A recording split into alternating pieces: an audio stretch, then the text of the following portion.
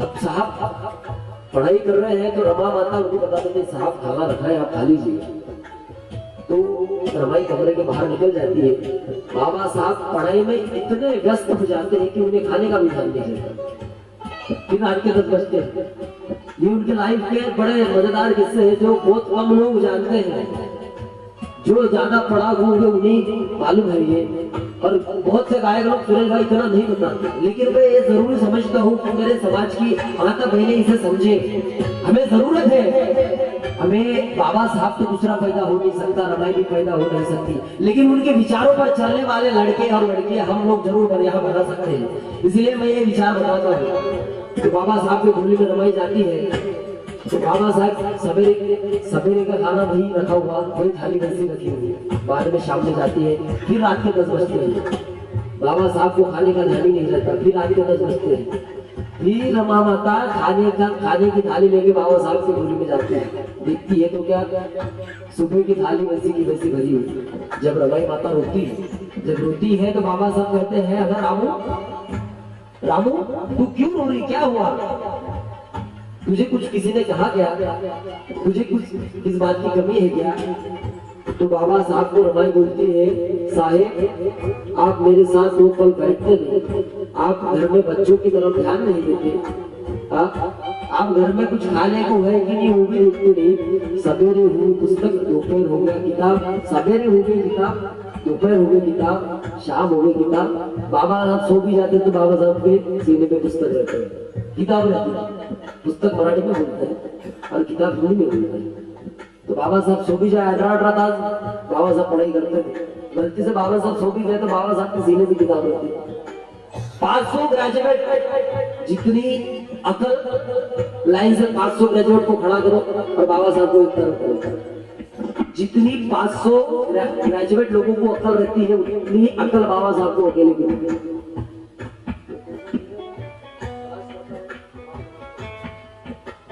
तो देखिए कमरे में जाती है रमाई, रोने लगती है तो बाबा साहब कहते हैं रमा तू क्यों रोती है? तो बाबा साहब को रमाई कहती है आप साहब मेरे तरफ ध्यान देते नहीं, घर में कुछ है कि नहीं, ये भी समझती नहीं। तो क्या करूं, क्या ये किताब ने ऐसा क्या आप पर जादू कर दिया कि आप इस किताब के लिए दीवाने हो?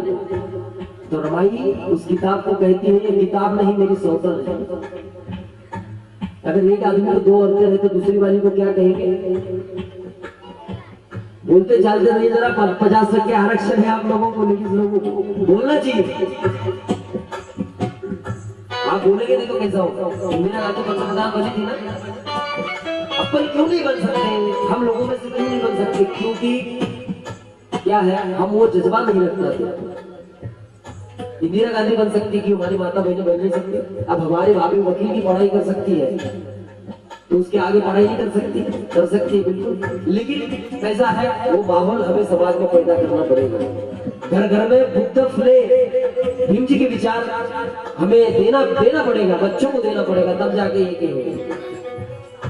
तो देखिए वो सौतन कहती है किताब को, क्योंकि उस किताब की वजह से बाबा साहब रमाई को वक्त नहीं दे पाते। तो रमाई रोती है, उस किताब को सौतन कहती है।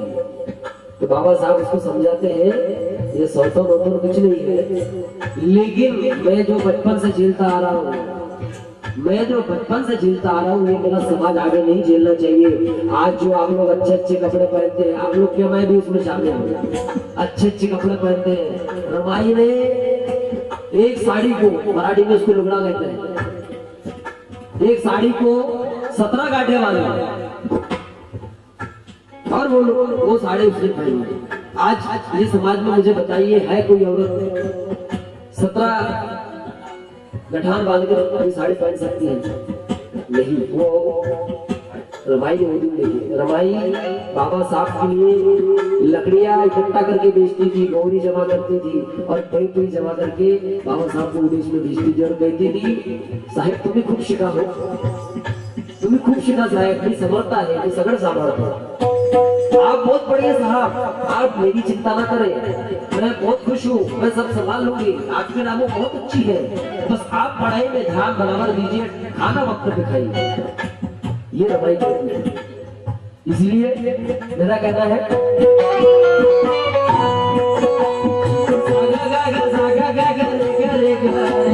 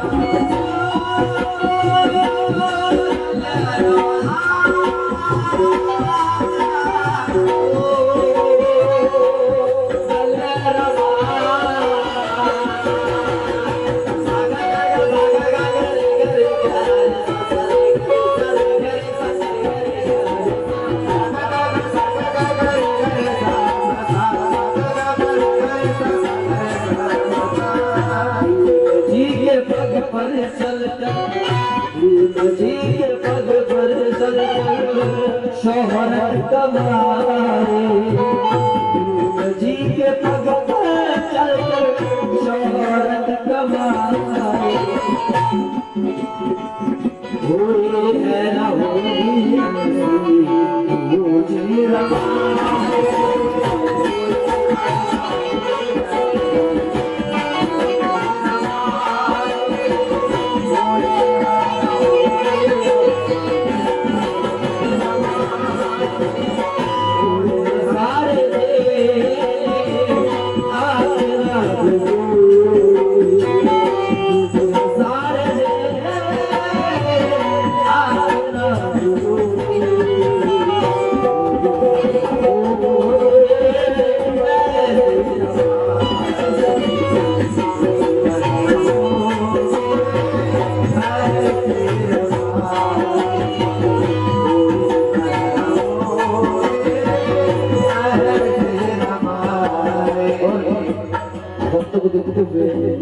इस गीत का आखिरी बना आप लोगों के सामने रख रहा हूँ, सुनिएगा।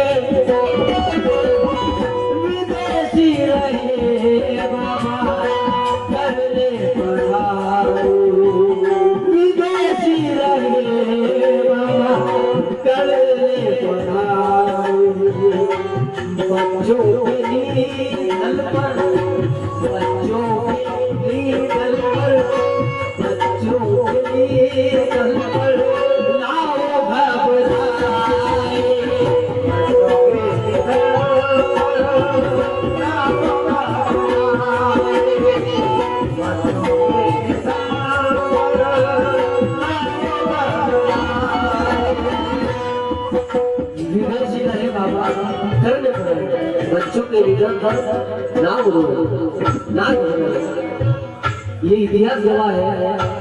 बाबा साहब इस देश में इतने बड़े हस्ती, लेकिन बाबा साहब के बच्चे 2 पैसे के इंजेक्शन लिए मरते हैं, ये हकीकत है। जब बाबा साहब के बच्चे, बहुत से बच्चे बाबा साहब के मर गए। बाबा साहब का एक बच्चा डॉक्टर के पास गया, भाई उसे लेके गए। डॉक्टर ने कहा कि पहले की उधारी चुकाओ तो अगली दवा दूंगा। जाली डॉक्टर ने दवा नहीं दी और बाबा साहब को बच्चा गया। बस उस टाइम में 2 पैसे का इंजेक्शन अगर बाबा साहब के बच्चे को मिल जाता तो बाबा साहब का बच्चा आज जीते थे। तो बाबा साहब के एक ही बच्चे, एक ही लड़का जिंदा रहे, बस वही आगे रहे, बाकी सब बाबा के जितने भी बच्चे थे सब। तो बाबा साहब विदेश में और इतने बच्चे मर गए। एक बार क्या हुआ, एक बच्चे का निधन हुआ तो बाबा साहब भी इंडिया में थे। तो उस वक्त क्या हुआ, दोनों बड़े मातम का माहौल छा गया। तो वहाँ कुछ लोग आए और बोले बाबा साहब बच्चे का अंतिम संस्कार करना है, कुछ पैसे दीजिए, अंतिम यात्रा निकालनी है, कुछ पैसे दीजिए। तो अंतिम विधि का जो सामान होता है, तो बाबा साहब को देखिए कितनी बड़ी बात है, इतिहास में सुनहरे अक्षरों में लिखने वाली बात है। कितनी बड़े विद्वान का लड़का, इतने बड़े विद्वान का लड़का 2 पैसे के इंजेक्शन के लिए मरता है, और बाद में उनका अंतिम संस्कार करने के लिए तक बाबा साहब के पास पैसे नहीं रहते, रमाई के पास पैसे रहते। सब लोग बोलते पैसे दो, अंतिम संस्कार का विधि का सामान लाना है, तो रमाई के पास पैसे नहीं रहते। तो रमाई अपने साड़ी का एक पल्लू फाड़कर उस बच्चे के पेट पर रख देती और यही उसका कफन हो जाता है। बजाय इस बात पर ताली। तो ये हमारा इतिहास है, ये हमारा इतिहास है। देखो भैया ऐसा था, वो दौर ही कुछ अलग था, लेकिन आज बाबा साहब की मेहरबानी से खा पी रहे हैं, सब जिंदगानी है। मैंने पहले भी कहा कल पानी ना मिला, आज नल से घर में पानी, कल झोपड़ी न थी, आज महलों में जिंदगानी है। ये किसी देवता का, किसी भगवान का करिश्मा नहीं, ये मेरे डॉक्टर भीमराव की मेहरबानी है।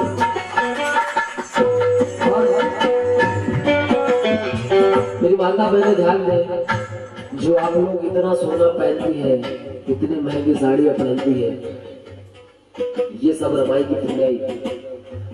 एक बार औरतों ने कहा, रामू तेरे मिस्टर तू इतने बड़े बैरिस्टर है, फिर भी तेरे गले में एक सोने का मणि तक नहीं, एक जेवर तक नहीं है। तो रमाई बड़े गुस्से में आई, बाबा साहब से चिढ़कर बोली, साहिब मुझे अपनी के भी जेवर ला के दो। तो बाबा साहब क्या करते हैं, सब जेवर ला के देते हैं, और वो क्या, सिंदूर की डब्बी अपने हाथ में छुपा लेते हैं। रमाई बड़े प्यार से वो गहने पहनती है और साहब के पास में जाती है, साहब को कहती है, साहब अब मैं कैसी दिख रही हूँ, आता मी कशी दिसत आहे साहेब। तर बाबासाहेब म्हणत आहे, अगं तू खूप छान दिसते राहू, खूपच छान, पण ये बहुत आप तू खूप तू बहुत अच्छी दिख रही है, बहुत अच्छी दिख रही है तू, लेकिन एक चीज की कमी है, एक चीज की कमी है। तो रमाई को लगता है मैंने सबको जेवर पहनने क्या कमी रह गया। तो आईने के सामने जाती है तो देखती है सिंदूर नहीं लगा माथे पे, त्याला मराठीमध्ये कुंकू म्हणतात, सिंदूर नहीं लगा था माथे पे।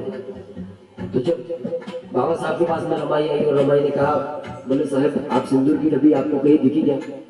तो बाबा साहब अपने हाथ में सिंदूर की डब्बी छुपा के कहते हैं, अब तुझे सिंदूर की क्या जरूरत है, तू क्यों लगाती है सिंदूर? नहीं नहीं आप तो सिंदूर मत लगा, तू जेवर ही पहन, जेवर में बहुत अच्छी दिख रही है।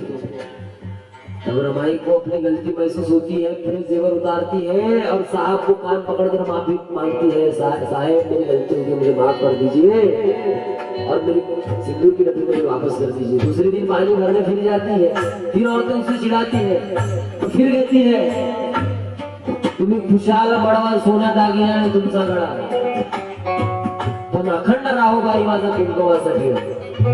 आप खूब सजाओ, आप गहनों से खूब सजाओ अपने गलों को, लेकिन मुझे गले के जेवर नहीं, मेरे माथे का सिंदूर सलामत रहना चाहिए। ये रवाई